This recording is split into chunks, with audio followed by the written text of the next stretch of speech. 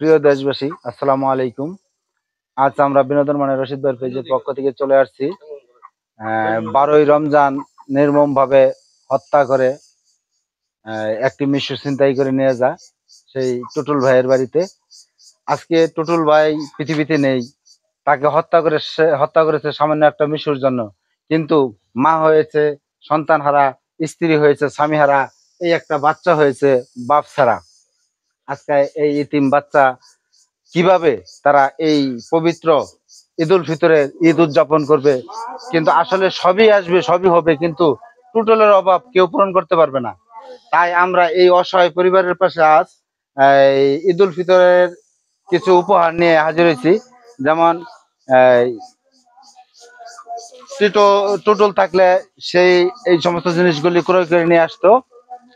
টুটলের আম্মা আছে, তার আম্মার জন্য একটি কাপড় নিয়ে আসছি আমরা।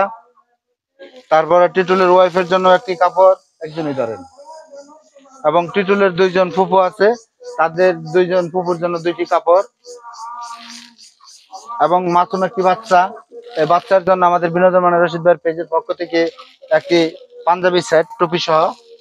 আর এখানে আছে কিছু কসমেটিক বাবুর জন্য, একটি মেহেদি সহকারে।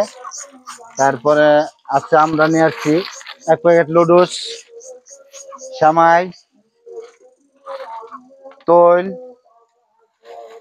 চিপস, পোলার চাউল, চিনি, পেঁয়াজ,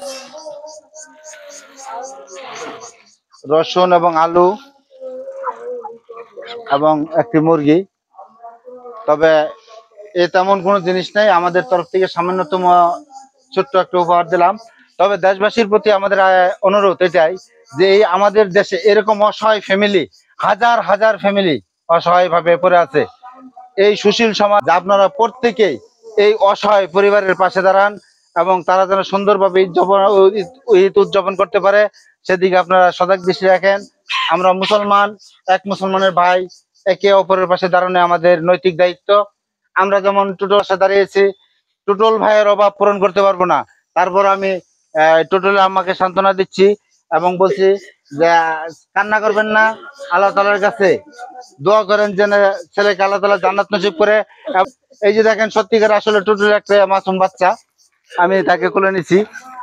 দেখলে সকলেরই চোখে পানি চলে আসে, যা চোখে পানি ধরে রাখার মতো কোনো সুযোগ নেই।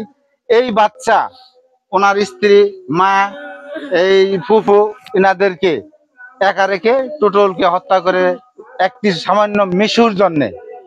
এই হত্যাকারীর দৃষ্টান্তমূলক শাস্তি সকলেই চাচ্ছি, এবং দৃষ্টান্তমূলক শাস্তি হোক, এটাই আমাদের কাম্য।